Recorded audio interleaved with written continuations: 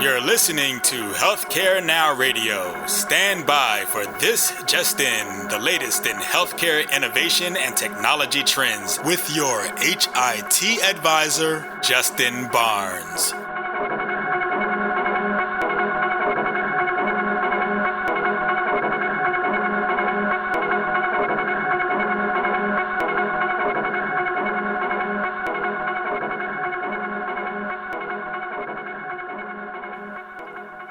Thank you for tuning in and welcome to This Just In. I'm your host, Justin Barnes. In these half-hour segments, I'll bring you the latest advancements in healthcare, strategy, innovation, and public policy. As always, we're broadcasting from the This Just In studios on the Business Radio X network as well as the Healthcare Now radio network. For this episode, my 92nd episode, we're going to speak to a good friend and Philips Wellcentive's industry and public policy lead, Greg Fulton. Welcome back to the show, Greg. Hi, Justin. Thanks for having me. Good to see you always. No, it's great. And this is probably your, is it your fourth, fifth, sixth time on the show? Maybe fourth or fifth. Yeah. Awesome. Great guest. And we're going to do a special show today. It's going to be focused on best practices to navigate healthcare. And we're going to dive into almost everything that people need to know. Very timely topics such as the healthcare bill that's pending. We're going to talk about the new healthcare team under the administration and under the president, current state of legislation, current state of regulation, even the MedPAC report on MACRA, because that's front and center of this industry. You can't have a show without MACRA these days. Very true. And also trends and then best practices to navigate and engage those trends. So it's going to be a very interactive show. We're going to do Greg and I are going to go back and forth. We've been doing this a long time together. I think we've been working together for since 2010. Since 7 years. So yeah, awesome. So and again, this is going to be we're going to cover a lot of ground. Healthcare strategy for the most part, the focus. We'll touch on some innovation though, but also this is strictly nonpartisan. Or as we, on the Hill, we're fiercely bipartisan. So not taking any sides here. We're just going to kind of give you a state of the union of where it is, what to look for, how to navigate these trends successfully in this regulation and public policy and legislation, everything coming at us, which is coming out fairly ferociously. So starting off with, to be honest, the healthcare bill is not political at all, I would say. Well, I'm just kidding. Yeah. That's a joke. I don't know what it is. Yeah, exactly. But I think number one is we're going to get one. I think a couple months ago, when the initial stall came, the media, the news jumped on saying, "Oh, healthcare is dead. Moving on to taxes." And I remember saying, even to my wife at the time, like, who is saying that? There's no one on Capitol Hill was saying that healthcare is dead. Dead for 2017? No. Yeah, exactly. I mean, we're going to get a healthcare bill. It's just kind of interesting, whatever the media can do to try to attack.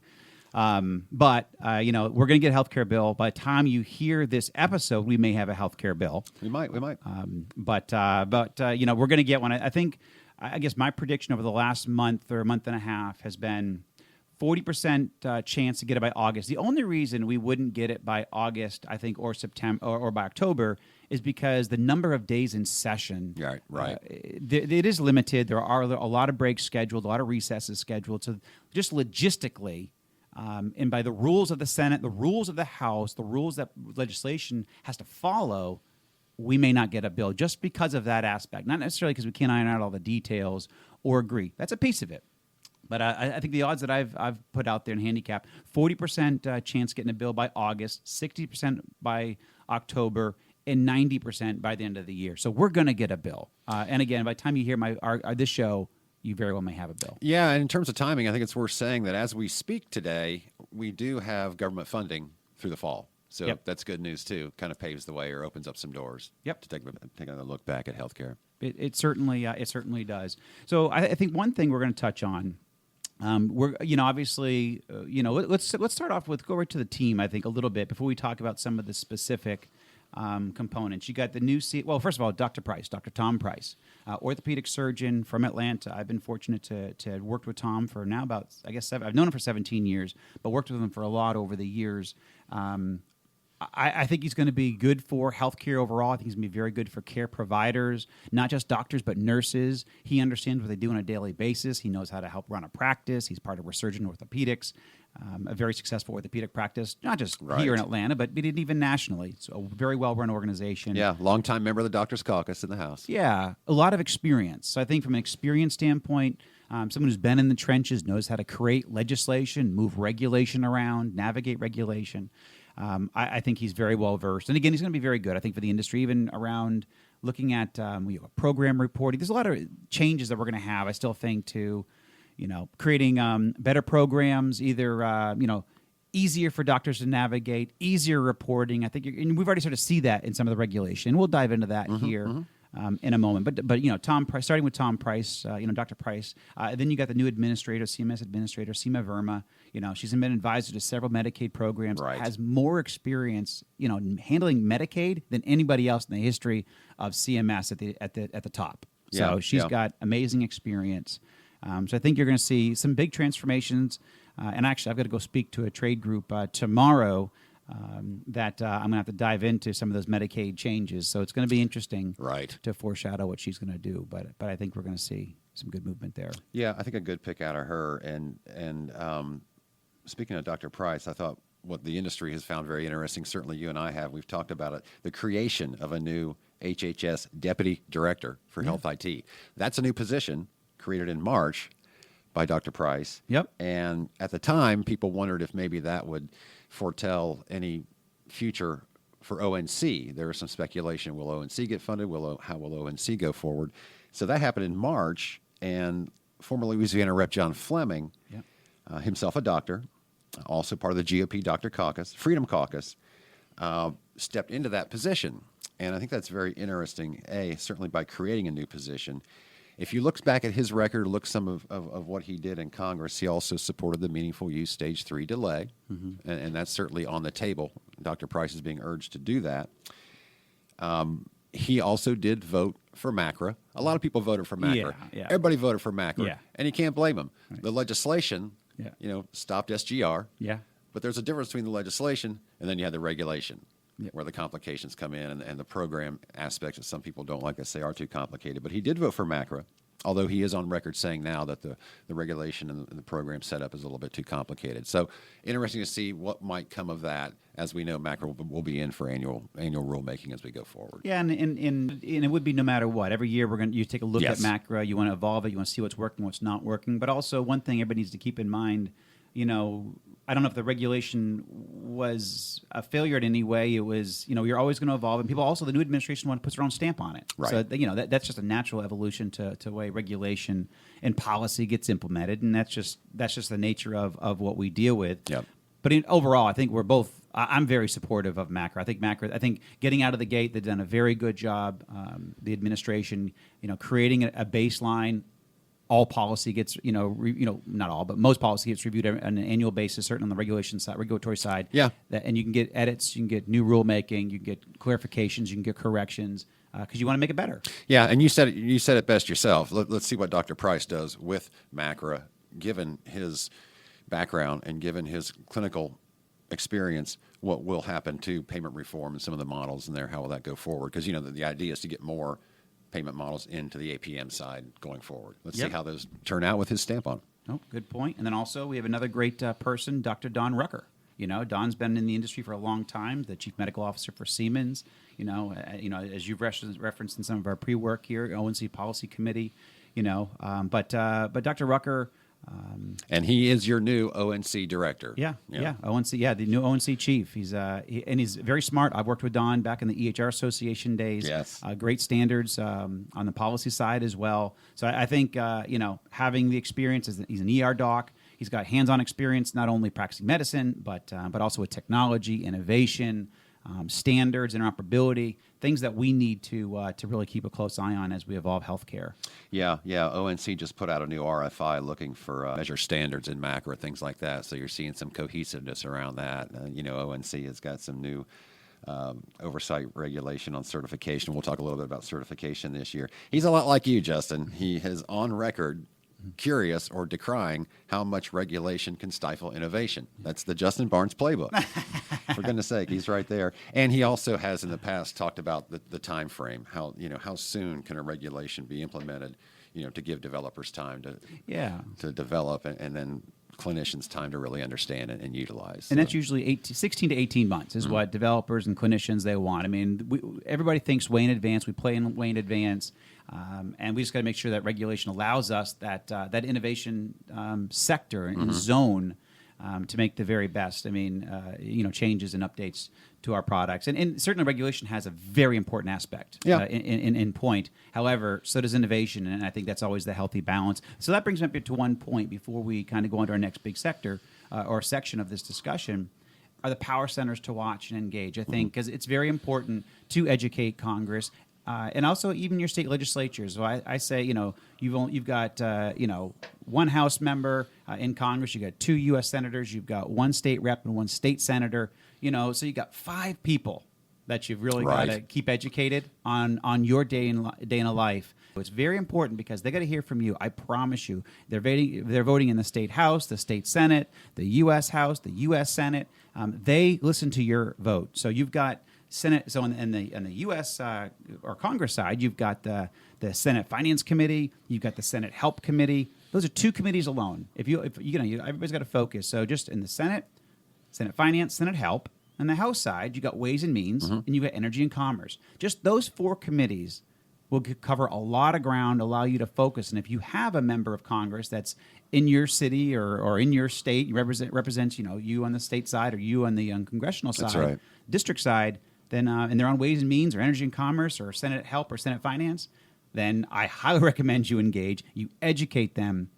And this is all, again, for healthcare and for healthcare policy. Yeah, Senate Help, HELP, Health, Education, Labor, and Pensions. Think about the crossover, too. Senator Johnny Isakson, by the way, from Georgia, he's on Senate Help and he's on Senate Finance. So there are ways to really consolidate there, as you say. Excellent point. Yeah. So, and we mentioned those because we call them power centers. People, they want to sit back and they want to complain. However, these are ways that you can engage. It's very simple. Certainly, if you're a constituent, they're going to listen to you. I promise you. Their staffers are going to listen to you, and even them as members of Congress are going to listen to you. So it's very important not just to write your comments and certainly complain in any way you want, but engage, make it fruitful. I promise you, your education, your experience will make a big difference to them in Congress. I've seen it happen for 15 years on the Hill. Indeed. I can tell you, too, one of the staffers for Senator Isakson came and visited our office over last holiday break, the Christmas break. They want to get out in the field. They really want to see what Health IT is doing, because a lot of legislation encompasses that, too, that they're doing. It's clinical in nature, but it's also Health IT. They understand that intertwine. Yeah, so they want to hear you from and I hosted numerous site visits at Greenway and with our customers. We brought them, not only to our corporate headquarters, but to numerous customer sites all around the country, no less, not just not just in our home state of Georgia. So anyhow, engage, very important. So let's move along to some of the high points, and we are going to cover a lot of ground, as I mentioned in the top of this show.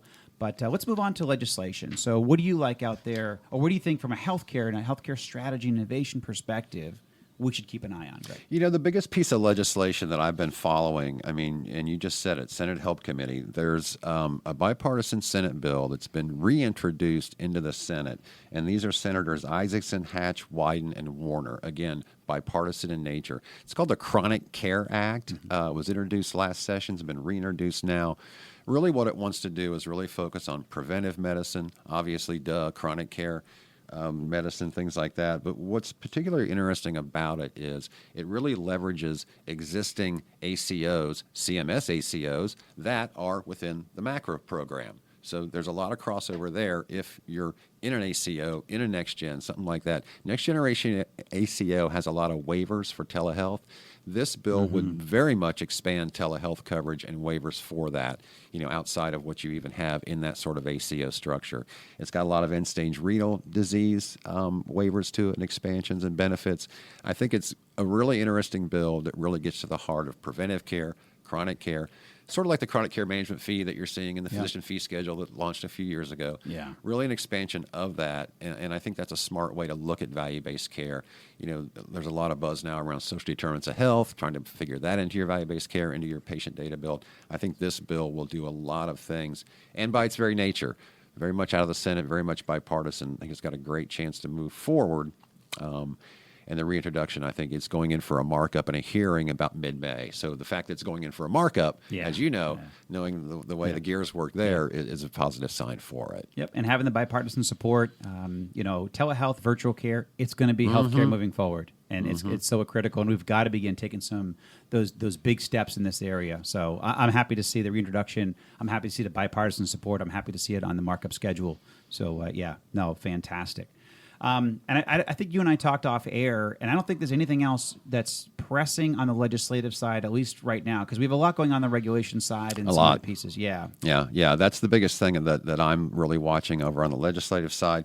Regulatory, gosh, so much going on coming out of CMS. You talked about Ms. Verma, our new director. She has been busy, but she's been coming in March, and you're seeing a lot of things moving forward on the macro front and other fronts. You're seeing some things sort of leveling off or a little bit also out of Dr. Price's office. So there are some tea leaves to read if you do such things, but there's a lot of tangibility going on also now too. Yeah, and as I mentioned, I'm very bullish on Tom's leadership here. I think that we're gonna, from a care provider perspective, and creating these programs, some of the reporting, we've already seen regulation, or at least some proposed language that is going to lessen some of the reporting requirements, offer more flexibility on 90 days to report. Yes, and so and we'll dive into that here in a moment. But I mean, I think from that standpoint, if you're trying to read the tea leaves, as you just said, I'm very bullish on those aspects.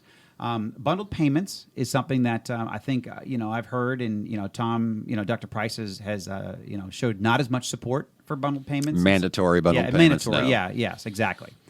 So I think that's an important thing just to keep an eye on. Again, I think we're going to have bundled payments for sure. Yeah. But forcing them certainly in all care settings is not indicative of success, I think, is what some of the initial findings are. So I think there's certain specialties that we may not see mandatory. I think that's the key word that you've hit on is specialty mandatory bundled payments. What is his view on that, and where does he come from on that, being himself a specialist? Now, we know that some of those that came out of CMMI were delayed.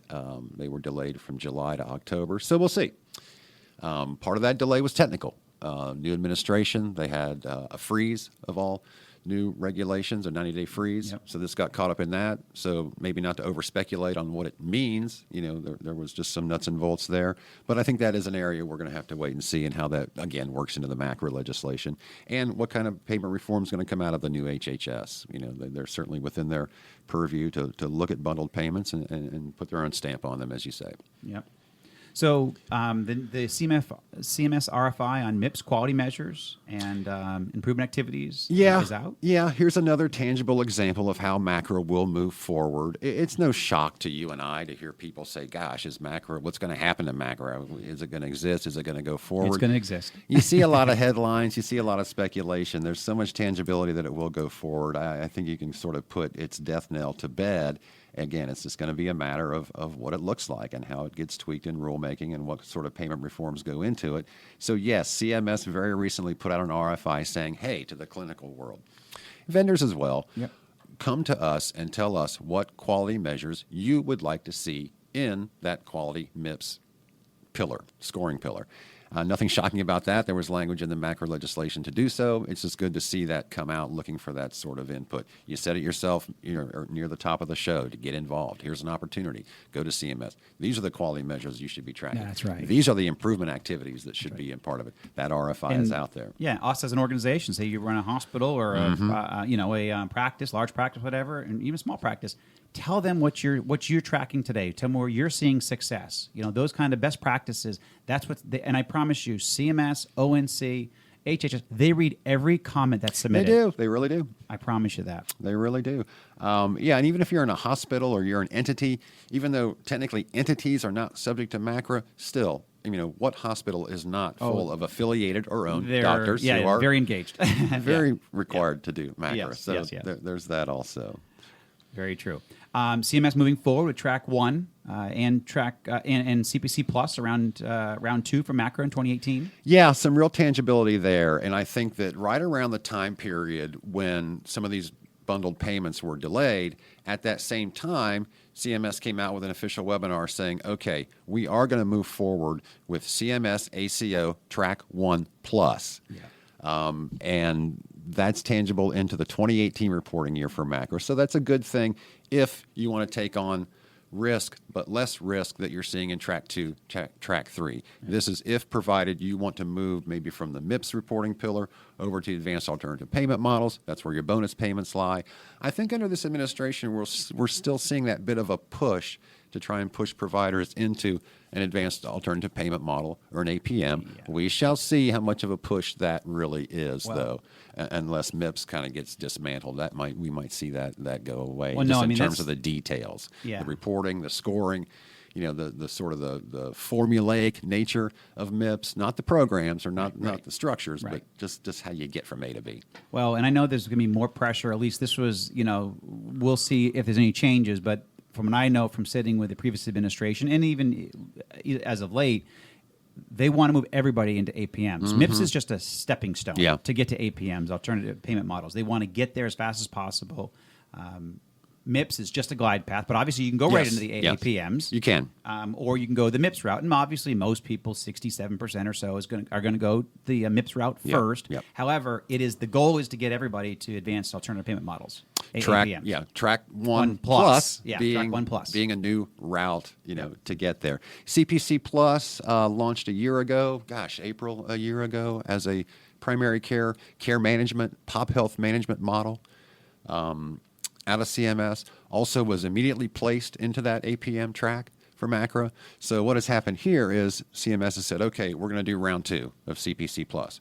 Right now, as we speak, they're trying to get more payers involved. It's a multi-payer program, so it's a good thing about CPC Plus, too. It's not just a CMS payer. It's a multi-payer program with your public and private, for goodness sake. Yeah. That's excellent.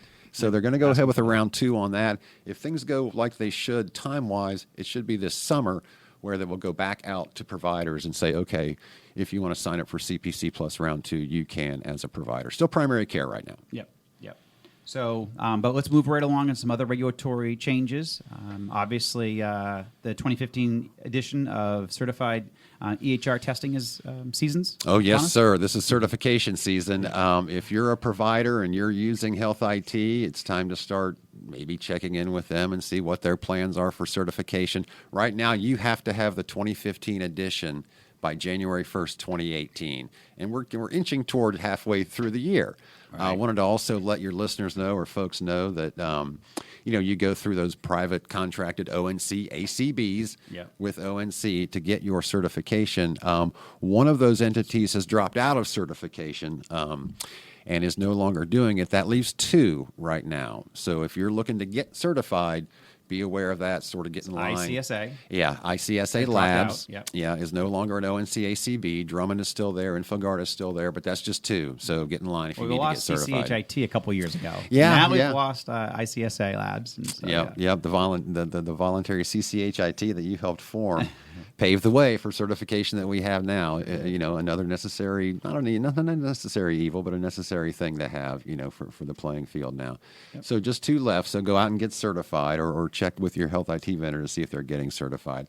The other one thing I wanted to make sure and mention from CMS is if you're a provider and if you're doing Medicare Part B and you're subject to MACRA, you should be getting a letter this month, throughout the month of May, that is CMS's version of who you are and where you fall and what TIN you are associated with, your tax ID number. Get that letter, take a real good look at it, make sure that CMS has got you into the correct TIN and sees where you're at with your claims. That's coming along too. So we've got just about 2 minutes left here. No. So I know we'll have to do this again because I do want to hit some trends. But give us 15 seconds on the MedPAC report on macro. We've hit macro pretty hard. So. Yeah, macro never ends. In June, MedPAC, the Medicare Payment Advisory Commission, is giving their report to Congress on how they feel about macro, proposed changes, recommendations. So look for that coming in June. As you say at top of the hour, what's Tom Price going to look at macro, how they might tweak it? This report might give them We like MedPAC a lot too. I mean, very balanced. Just some great sane comments. They have a great lay across the land. They, they just represent feelings and views very well, very balanced. Yeah, stewards of the Medicare Trust, for goodness sake. Yes, exactly. So we're going to close here with some trends and some of this is natural, and we've already all seen this, but the overall consumerism of healthcare. I think it's important, no matter where you are in the healthcare ecosystem, to make sure that you understand how consumerism in patients' buying habits, in health engagement habits are changing. They're evolving. Understand how it affects you. This is what I have a whole speaking series that I actually fly out later on today on exactly this, because this is where there's more money being flooded into healthcare than ever before. That's not going to slow down. But you got to know how to navigate it, and you got to understand how consumerism affects you, no matter where you are and who you are in the healthcare ecosystem. That's number one. And then really there's a lot of shifting hospital, health system, and medical practice trends. This is done because of regulation. This is done because of insurance reform. This is done because of ACA, the new healthcare bill, new ACA modifications. But and also, number one is really consumerism. It's affecting hospitals. It's affecting health systems, medical practices. So you've got to stay, on top of that. And we'll probably come back and do another show. Yeah, we should. That. I mean, how many healthcare startups have you been involved with in the last few years? You say money's going into the space. Yeah. That money is going into the space is trying to help consumers navigate, ease, go to their appointments, you name it. You got it. And just to close out, insurance companies shifting in direct care, call them pay riders. Mm-hmm. I'm actually about to do a show in a few weeks on businesses, companies being direct care providers, basically just the direct employment, direct contracting. Right. No insurance companies in the middle. That's a huge trend. Yep. Some great leaders in that space. I'm going to do a show, specifically on that. But and then obviously, physicians are implementing more risk-based contracts than ever before, and you just got to make sure that you have the right team, the right infrastructure. We've just gone through a lot of technical infrastructure and policy that drives a lot of that. And you just got to stay on top of that. Yeah, Health IT can help you have strength at the negotiating table if you can show payers that you can really do risk, do quality reporting, things like that. Yep. So, yeah, there's strength to be had there for providers. Very true. But we are at the bottom of the hour, No. Greg. I know. We'll be doing this again. We'll come back and hit some trends and strategy. We'll have a macro-free show one day. There you go. Exactly. That's a deal. Greg Fulton, always to have you as my guest, my friend. Thank you very much. I truly appreciate you taking the time out of your busy schedule. Very much appreciate being on. Always enjoy it. I learn a lot myself. And we'll certainly have you on again. And thank you everyone for listening and joining us today. Please tune in weekdays, 2:30 p.m. Eastern, 11:30 a.m. Pacific. As always, you can track me on Twitter at HIT Advisor and use the hashtag ThisJustIn so we can respond to your comments from the show. All of my content and speeches will be posted at justinbarnes.com. Thanks, everyone. Have a terrific week.